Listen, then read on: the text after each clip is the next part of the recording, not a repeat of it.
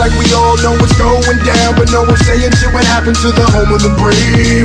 These motherfuckers, they controlling us now, and no one's talking about how they made us modern-day slaves. And everybody's just walking around, heading the clouds who wanna wake up to a dead in the grave. By then it's too late, we need to be ready to raise up. Welcome to the end of days. Everybody is slaves, only some are aware that the government releasing poison in the air. That's the reason I collect so many guns in my lair. I ain't never caught slipping, never underprepared. Yeah, they shade sign on me, they just spread it proudly. George Bush, the grandson of Alistair Crowley. They want you to believe the lie that the enemy's Saudi. The enemy ain't Saudi, the enemy around me. So we closed off with Joseph Smith being a Mason. And that's actually very important. And it's one of the reasons why I try to explain to people that Masonry is not where you're going to find that Antichrist theology. Excuse me. Not Masonry in its entirety, anyway. There's a difference. It's called the Scottish Rite Masonry and York Rite Masonry. Now, York Rite Masonry's highest degree is 3. So it stops. Scottish Rite Masonry can go up to the 33rd degree, which is where you find a lot of our political leaders. Something that's interesting about Masonry that not a lot of people understand is that there's also something called esoteric Masonry. And esoteric Masonry is something else. Really look into that. I can't explain it to its fullness. It is quite a complex thing. But look into it. It's very interesting. It goes up to 90 degrees. So, that's just a little preview of things to look into. Why is that important to Joseph Smith? Well, there's big reasons why it's important to him. One, he obtained the highest rank of York Rite Masonry in 2 days. It took him 2 days to do it. Okay? He became, and a 3rd degree York Rite Mason is also where you find the Templar Knights. So that means that Joseph Smith was a Templar Knight. How did he achieve this so quickly? That's the question. You have to understand the difference between what Masons believe and what Mormons believe. And the Mormon and Mason connection is deeper and more important than you will ever understand. But it is. So there's a book out there. It's called Mormons and Masons. So I looked into it. And I've come to find out that at the highest level of York Rite Masonry, as I said, Templar Knight, and he made it in 2 days. Why and how? Masons worship the architecture found at the Temple of Solomon. Okay? They base just about everything on that temple. All their geometry, all of it. Everything was found from that, and of course what we've come to realize to be the flower of life. They know these things. Okay? What they didn't know is the religious and spiritual application to the buildings in which they were building. So Joseph Smith came along and he was able to explain what all of those rooms were for. And by being able to explain what all those rooms were for, he attained 3rd degree, like that. Okay? Yeah, you need to understand what those rooms are and what they do for the human race. Okay? Well, not you, but we've read and seen in spirit science something called the Essene Brotherhood and the mystery schools. The more and more you research the LDS faith, the more and more you realize the LDS temple is the restoration of the mystery schools. It's the very schools that Akhenaten had and was using to teach immortality.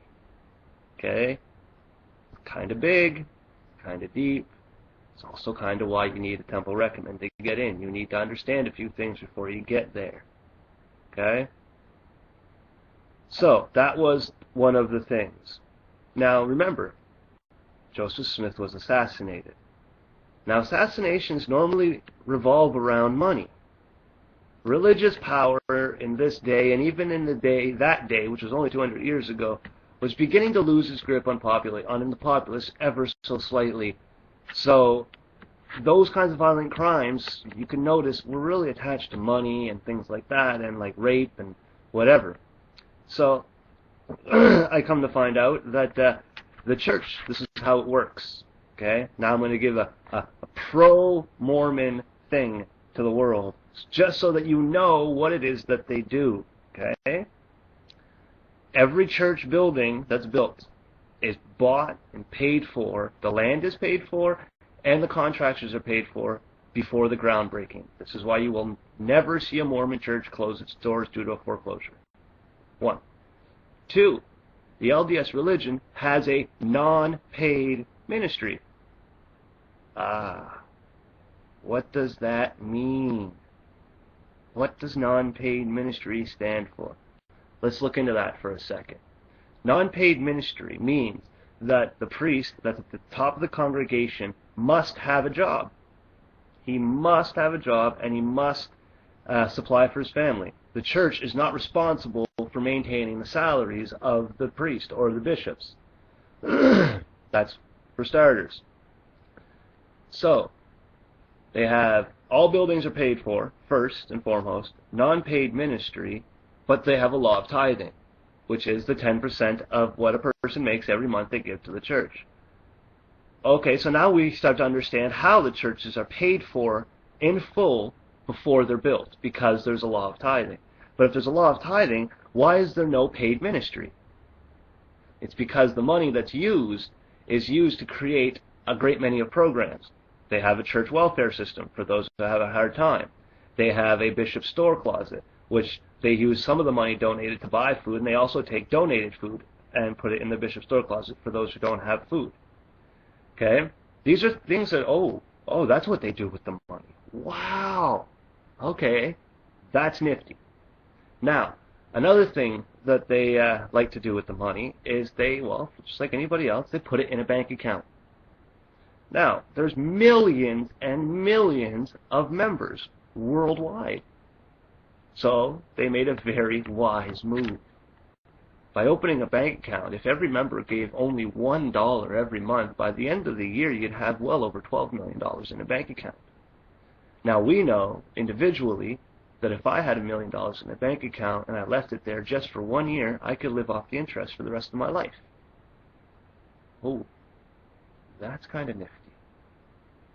When the leader of the church goes to those general conferences and he tells people, we're building buildings and we're building jobs and businesses and we're using money from the church bank account, but I want to assure you that we're not spending your tithing for these endeavors.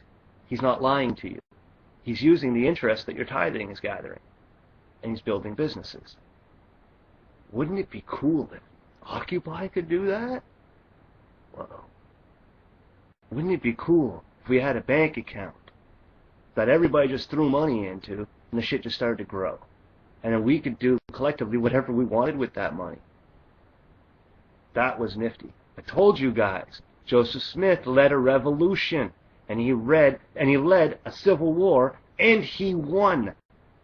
So he did a few things correctly. Important to learn what he did correctly.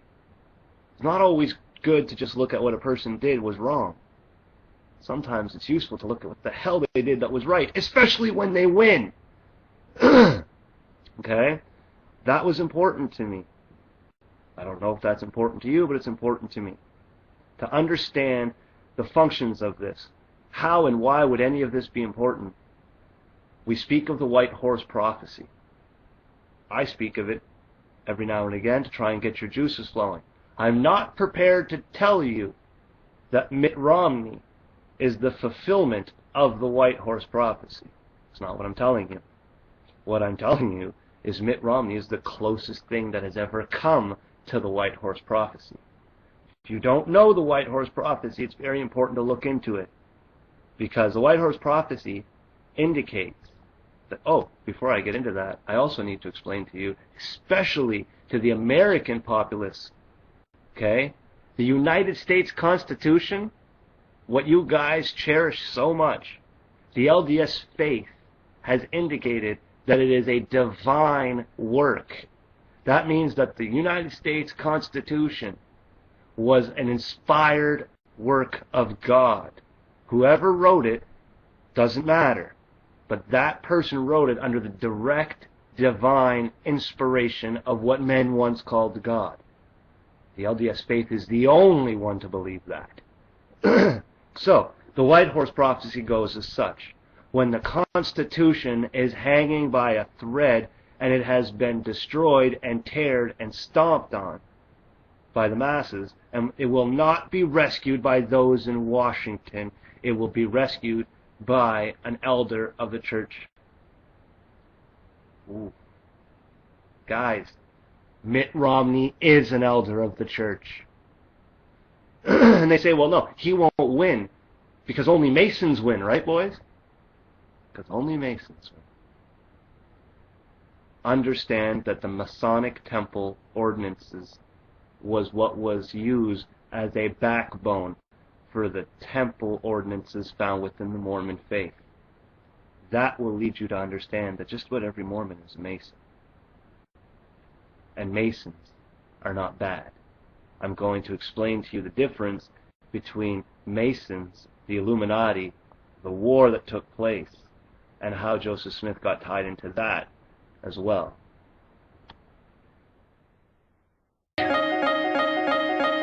It's like we all know what's going down, but no one's saying shit what happened.